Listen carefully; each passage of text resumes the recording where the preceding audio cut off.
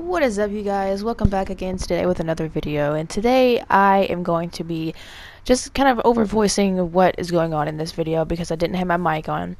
So I have just recently, maybe a couple months ago, just really started to like this game a lot, and I've streamed it a little bit, and this is going to be my first YouTube video that I upload, so I'm pretty excited about it. So I'm not going to be talking the entire time of this video because I don't know what to talk about the whole 23 odd minutes that this video is going to be, but basically what this video is just to kind of cut to the chase. The killer ends up being one of those killers who camps people when they hook them and camps people when they're down so they can try to bait the people who are left.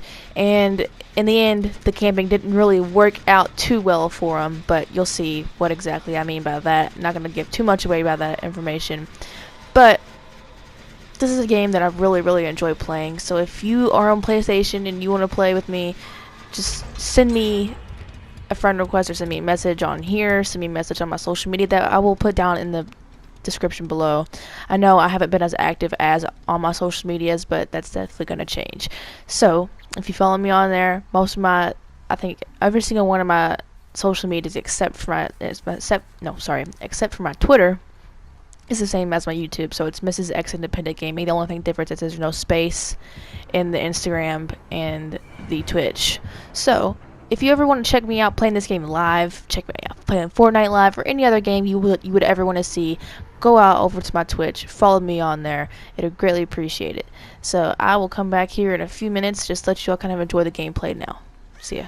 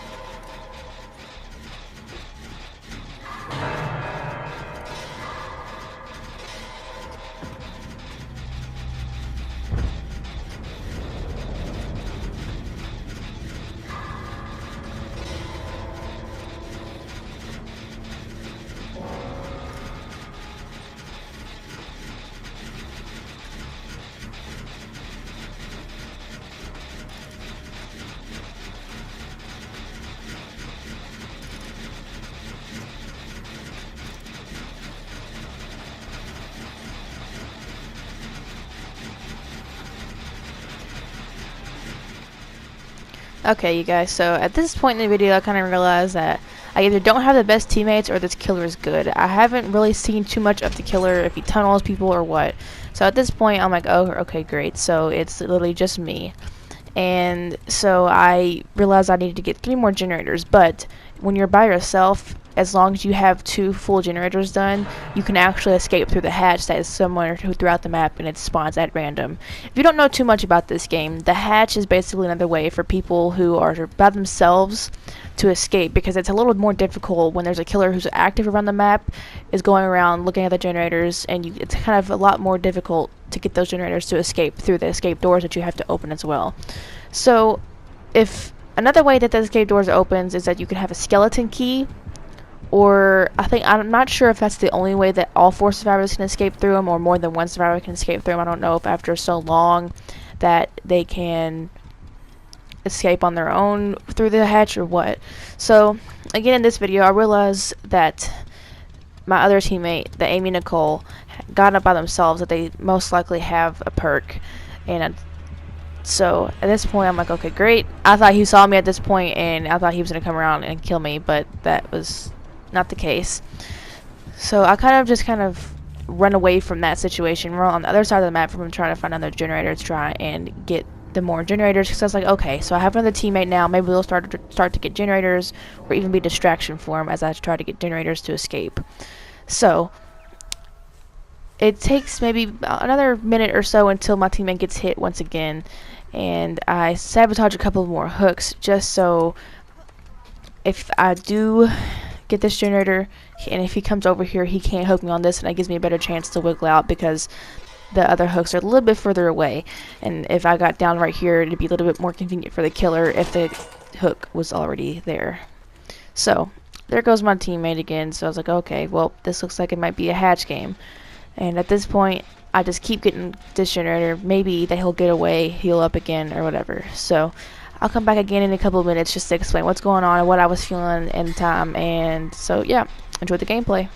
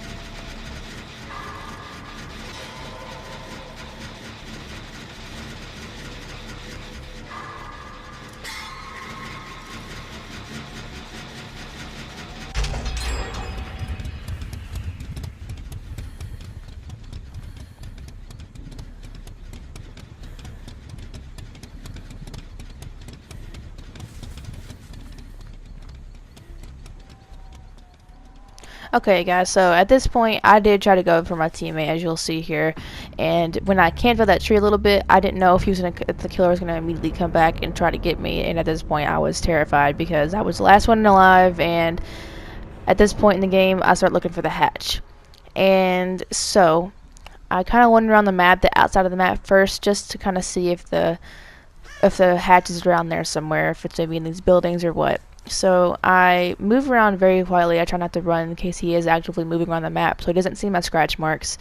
And again, if you're new to this game, if you run around the map, if you push L1 on PlayStation, if you are sprinting, it leaves behind orange scratch marks, as you'll see in other videos that you maybe watch from other people, or watching my videos in the future when I play as killer. So I try to move around very quietly, not to leave any tracks of where I went or where I may be going. I know that at some point later in the video that I will be running, but it's for a specific reason. And another thing about the orange scratch marks, they don't just stay on the map the entire time. They do go away after so many seconds, but it's very easy for the killer to spot you if they're a good killer and follow you and track you down and kill you. So I will let you enjoy this really creepy gameplay at this point, because I'm by myself in this terrifying map against this killer, and the killer is a hillbilly, and I'm very weary of where he is because he does have a one-shot kill with the chainsaw. So I once I get closer to the heartbeat and I see him standing there, I kind of realize that he found the hatch before I did, and at this point in the game, he is camping there the entire time. So what I decide to go on and do after this, after a few minutes of kind of scouting around to see if he maybe will move, I start to go get other generators, and they'll see what I do, what my strategy is with that. So I'll come back in a little bit and enjoy the gameplay.